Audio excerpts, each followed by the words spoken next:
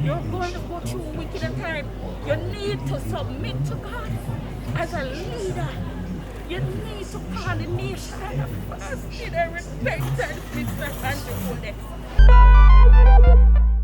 Who are you? Yes. I can't call the nation on the fasting. Call the nation on the fasting. Whenever you're locking down the country, make it be fasting with prayers. You can't fix it. You can't manage it. You can't deal with it. Jesus' blood still run. Same way. His blood is the power. And let me tell you, you're going through wicked time. You're going to go through wicked time. You need to submit to God as a leader. You need to call the nation and a fasting and repentance, Mr. Andrew Holness. I am one of your delegates, but Jesus is Lord. Jesus is Lord. A very, very good prayer session with Pastor Pitkin and Reverend Stevenson. And it's a whole host of pastors. And you remember that a couple of years ago, we had a national prayer.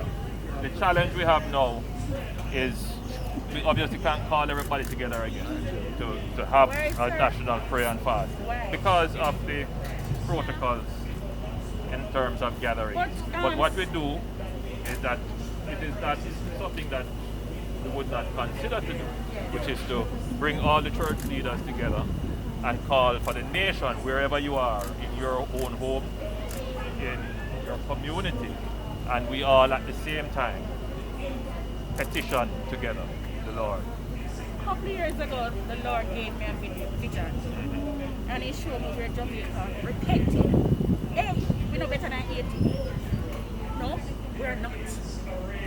If we repent and turn from our wicked ways as a nation, God said He will heal the land.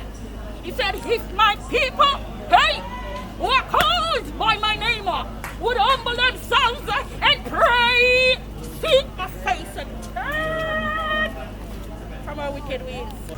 Lay down and prostrate and say, Lord, show in a late. If God tell me that it is, oh God, Mr. Angela, if God said that, that's what He meant.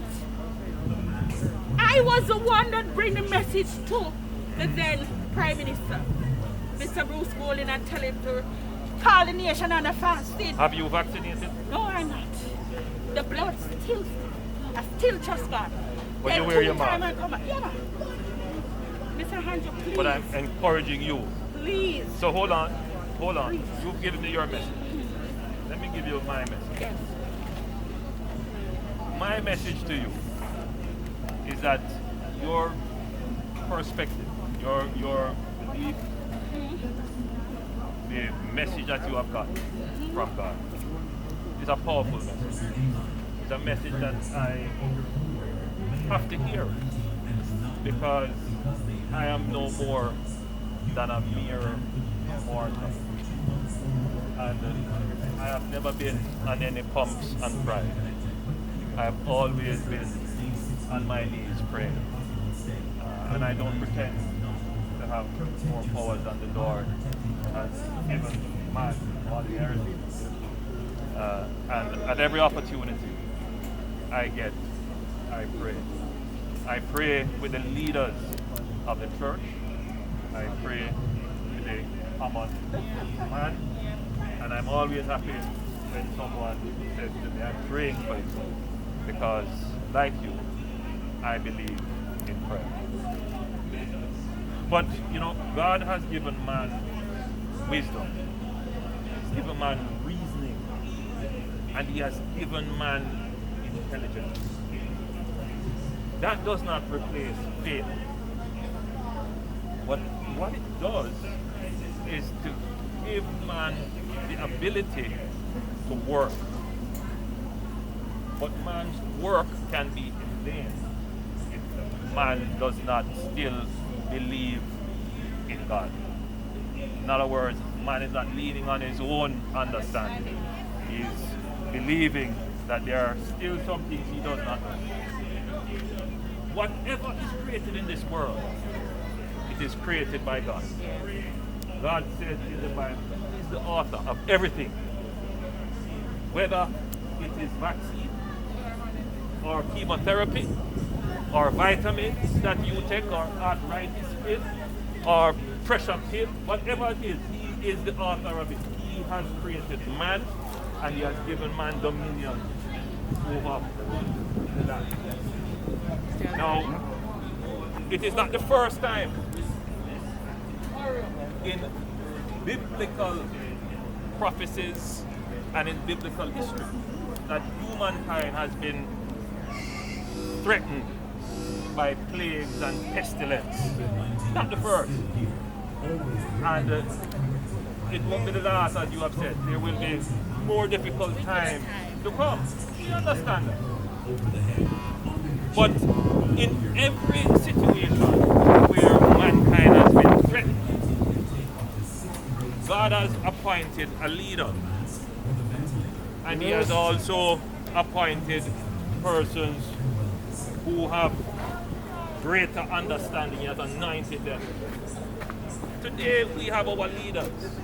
We have our Prime Minister, we have the cabinet, but there are also leaders who have been anointed with a sense of science, that they can look at the natural situation of things and they can take the natural situation and bring it to bear.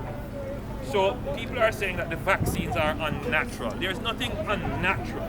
God created it through man and gave man the intelligence. Now there is an argument that sometimes man go too far or try to change up nature and this and that. I'm not going into that conversation. The conversation that I am wanting to have with you is that taking the vaccine does not in any way reduce your faith in God. God is going to protect you. And the way in which you are protected is that He has created man with the intelligence to create a medicine that can cure it. So I would encourage you.